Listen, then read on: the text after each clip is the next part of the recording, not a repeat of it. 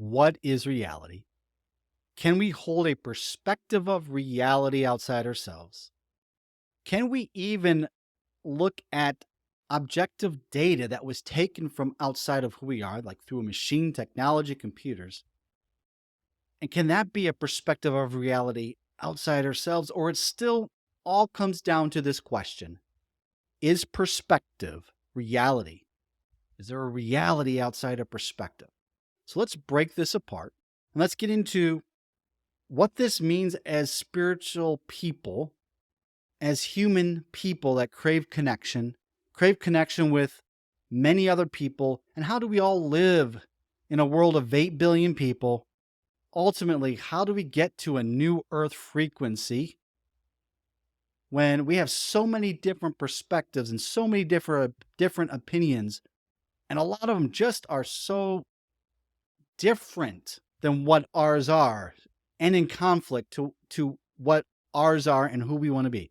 Let's get into it. Firstly, I want to introduce myself. I'm Rob Durlich. This is a relatively new channel. It is about spirituality, and part of it is to demystify the spiritual rhetoric and the esoteric language that a lot of spiritual people are talking about. My background is this: I grew up in basically a cult. It was a very tightly controlled religious environment. And I had to work my way through that, find a lot of different healing. And now I'm just sharing my spiritual perspectives of reality with you. And so thank you for listening. If you're new to this channel, which likely you are, please like and subscribe if you like it. You can also find out more content from me on robdurlich.com, ROBDRLICH. Instagram's the same handle, ROBDRLICH. I also have a podcast, Rob Durlich Unscripted. So check those out. If you like what I have to say, share it. But I hope you listen. I hope I can give you an expanded perspective of reality, which is kind of my subject here today. So thank you. So why do people hold the perspectives and opinions that they do? One thing we have to understand, I do get into this in my other video, this is kind of a sequel, a spin-off part of that, a continuation, but the video is the truth about truth. Why do people hold the opinions that they do? Okay, so let's understand that a little bit. Why do I hold the opinions? Let's look at myself for this example. Why do I hold the opinions that I do about spirituality that I have? That's led me to share them with you today. See, I was adopted as a very, very, very young child. The only reality that I knew was inside this Christian cult-like church, where I was told what to believe and how to believe. I couldn't even have a thought, or definitely not a question, that was not in alignment with what I was told. That was supported by my parents. That was supported by the pastors. Our pastor was the dictator of our life. Everything in my world was surrounded by the church. I went to the Christian school. My youth activities were all centered. My friends went to this church. I had no relationships outside of my church. It was basically 24/7 until I was 18 years old. And long story short, I'm 45, so I've also lived a lot of life since those moments when I was 18 and can think for myself and have the ability to choose life for myself. I went through a lot of different changes in my spiritual beliefs as I wrestled and undid everything that I was programmed to believe. I've been through some hard times. I've been through the dark night of the soul. And all of that has kind of melted together to create who I am. I'm 45 years old now. And I'm now sharing the things that I've learned, the things that I've seen, the things I have evolved from, and the things that I've experienced to create this YouTube channel on spirituality. Nobody else in the world has my perspective. This is part of the reason why I feel led and feel guided to share it. Here's the thing. You're watching this, and there's nobody in the world that has your perspective of reality. Because nobody in the world, not even a sibling, has your lived experience, just like you do not have my lived experience. So we have all of these opinions and observations and perspectives all being shared. 8 billion people all living on this rock, sharing in some way through relationships, through public, through socials, whatever it may be, who they are and what they want in the world. Or maybe they're just in a place where whoever's over them is telling them what they want. I was that way for almost 18 years of my life because I had a religious system that told me who I exactly needed to be. I had no identity outside that. So we have all of these opinions, all these perspectives, and we're living in a very polarized world. And this is really the heart of what I want to talk about, where I want to go is, can I have, first of all, what is reality? Is reality something separate outside my perspective? And here's the answer to that question. It doesn't matter, because I can't observe reality outside my perspective anyway. So from that standpoint, it doesn't exist, because the only thing that exists is my perception of reality. If I had no perception, I would be dead. I would be nothing. I wouldn't exist. My existence gives me perspective. How do I gain perspective? It's through the five senses that I have, right? It is through who I am as a person, my identity, whether it's something I struggle with or I'm very confident in that identity. It is through that, the observer of myself, that I have this perspective. And that then is reality. So while there are objective measurements to reality, such as I can take my computer, compute things, and look at the results, those results are only observed, just like Schrodinger's cat in quantum physics. Is the cat dead or alive? We don't know. Both possibilities exist until the box is open. What happens when the box is open? Perspective of reality is transferred to the observer. They take in the observation into through their five senses on what the status of that cat. So do we with data. So do we with reality. It all comes through our five senses. Without that, there is no observation. There is no perspective. In fact, even if we only had one sense, that is still a channel of perspective through which we would observe reality. Maybe we're blind and deaf. Maybe our nervous system is to a place where we can't even feel. Maybe the only thing we can do is hear. Maybe the only thing that we can do is taste. But we still have an ability to get a perspective of reality through those senses. Without any of that, we would be completely offline and have no reality at all. So here's the thing. We have 8 billion people, all with a different perspective of reality, not really able to find a certain objectionable reality. So here we are, floating on this planet, 8 billion people, all with different lived experiences, all led to the perspectives and opinions that they hold. So how the hell do we get along with all of these radical ideas? And what do we do with that from a spiritual perspective? We just dismiss all the absurd ones? Okay, so this is the challenge here. This is the heart of the matter, the paradox of it. Holding boundaries is good. We can also hold boundaries and make room for someone's lived experience as led to their opinion, no matter how conflicting it is. Now, at times, we may have to act on that boundary because there's a violation of free will, which in my opinion is, if there is such a sin, if there's a sin that's out there, it's the violation of another's free will. It's that simple. If you violate another free will, you've sinned against that person. I don't like the word sin because of the connotation of that religion has made on it. But that is the only bad thing, evil thing that can be done in the world, is to violate another's sovereignty. And so, can we hold boundaries, say, hey, your opinions are yours. I respect them from the standpoint that you are a human and I'm respecting your lived experiences, but they are not for me. They do not align with how I want to live in the world, the values that I am holding, the perspectives of reality that I have, and how I want to live my life from that. We are able to not judge people, right?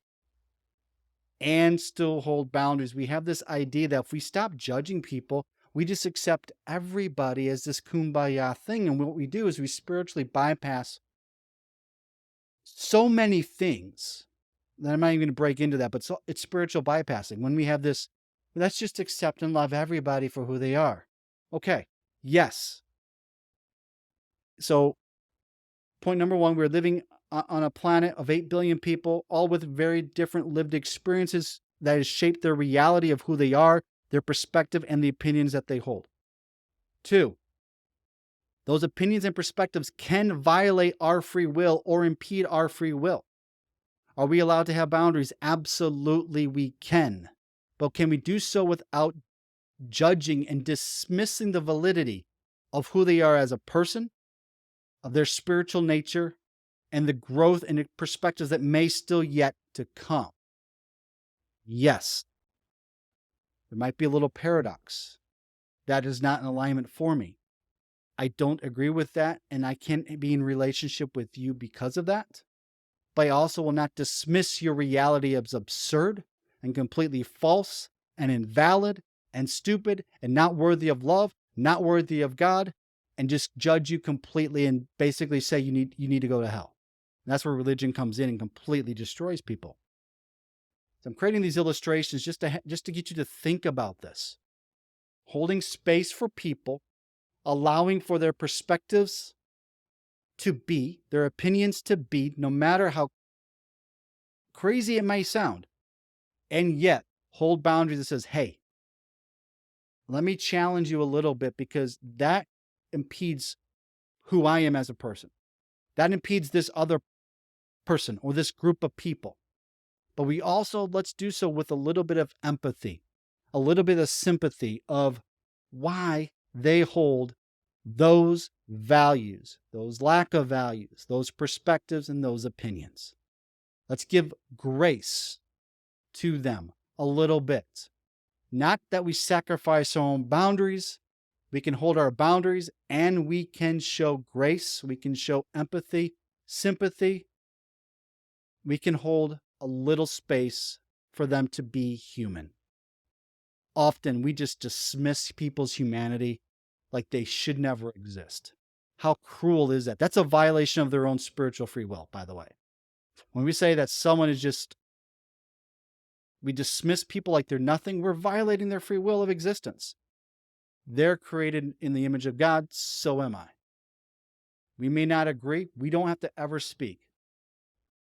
But we can never violate that truth that they are created just like I was created. And that they have a very different lived experience, just like I do. And we can at least hold that as part of our perspective and hold boundaries that we don't have to accept what they're telling us to do or telling us to be or whatever it may be. We can hold boundaries and still allow them to be who they are. Now, we may, if they start to violently overrule someone's free will, we may have to stop them. Maybe physically stop them, right? We don't allow people to violate others' free will, but we also allow people to be who they are. And we hold space for that. And we allow that. Now let's bring this back to you. Because ego loves perspective is reality, that my lived experience is better than yours. Okay, so let's look internal now. We talked about boundaries. We talked about perspective and different lived experiences. Let's talk about us, our hearts, our ego, and how we live out our lived experience. We have a certain perspective that is reality. We can't have a perspective outside ourselves, so reality is our perspective. But our perspective can change. We can expand it. We can listen to other people and go, that's interesting. While I don't have their lived experience, there is something about it that I can use to expand my lived experience and my perspective and adjust my opinion. So while it's good to share opinion and share perspective, that's part of the beautiful journey of humanity. And we get to do that through debate. We get to do that through art, through literature, all kinds of different ways. But are we strong enough inside who we are to allow our perspective to expand? Or do you just want to push on other people without any chance of expansion?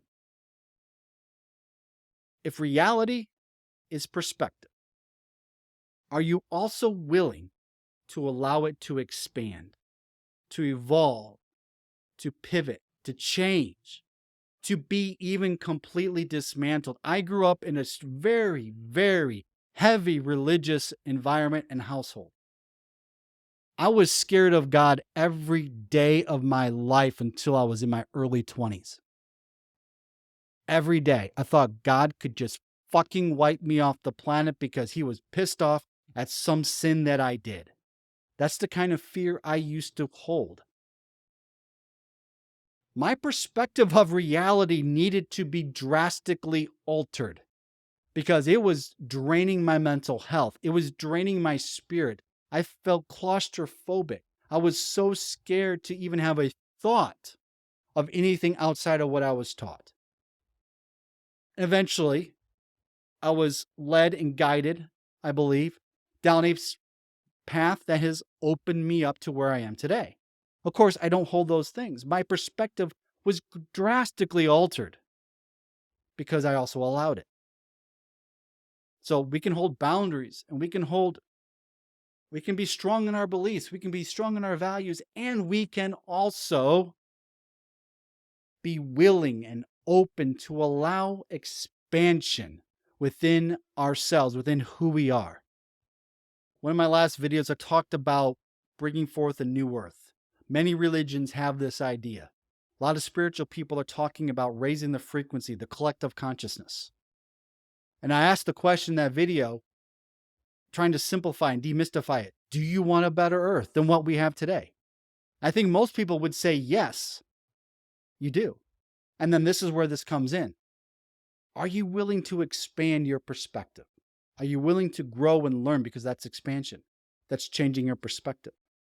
Are you willing to expand your sense of reality? Are you willing to give grace to people that don't share your views and opinions because their lived experience is very different than yours? And it doesn't mean you have to sacrifice yours, but you can expand to understand more of where they are coming from and why they hold the values and opinions and perspectives that they do.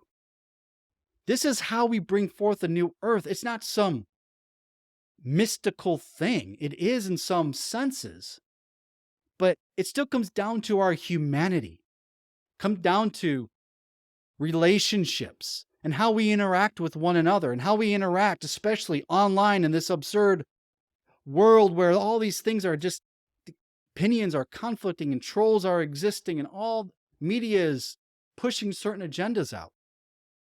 How do we get to the heart of who we are in relationship with somebody else? Spirit to spirit, soul to soul, with another person, another created being that has God inside of them, whether they are aware of it or not, whether I'm aware of it or not. Can we hold grace for people? Because if you have this idea like me that we can indeed create a better earth than what we've been living, this is one of the ways we do it. So let's expand our perspectives. Let's listen to people that we would normally never listen to. Let's understand what it is that where it is they're coming from. Let's not violate our boundaries in doing so. But let's listen to our own soul to expand, because your soul will guide you. Are your beliefs just limiting you? Are they just holding you hostage in this rigid pattern of life? Or are you able to breathe and move and explore? And maybe you're very, very religious, and maybe I'm the edge of your expansion, right? Maybe I'm the absurd one in your reality. I challenge you, listen. Just keep listening. Maybe take it in small doses, but keep expanding who you are. It's good to grow. It's good to expand. It's good to gain more information, more understanding. It doesn't mean you have to lose who you are. And oftentimes we fear expansion because we're afraid that we are going to lose who we are. That might not be a bad thing. I've lost who I am a number of times. I was this kid who used to wear a white shirt and hold a Bible and go witness to people on a street corner across from a high school. And then I became a person that no longer did that. I was a person that thought I'd be married the rest of my life. I'm divorced. I've had to change a lot of different things about who I am. And some of it was deeply, deeply painful. And sometimes changing our perspective and expanding is deeply, deeply painful. But go through it. I am the testament that on the other side is so much fucking freedom that you cannot imagine it. You do not have to be held down and held hostage by opinions, by belief systems, by structures that no longer serve you. You can expand beyond it, expand that perspective of reality. You can learn it's okay to talk to people that are very different than you. You might find their humanity. You might find the God inside of them start to leak through. Don't hold people in judgment, because when you hold people in judgment, what you damns you back. That's karma. Also, from a biblical perspective, you reap what you sow. If you judge people, you will be judged. You will be held back in judgment. That will hold you hostage. You cannot have a perspective of reality outside yourself. Your reality is your perspective. You are the center. From that standpoint, you are the center of the universe. But you are in control of that. And you can expand. And that's going to be good for you. So let's expand. And let's make a better earth, a better world.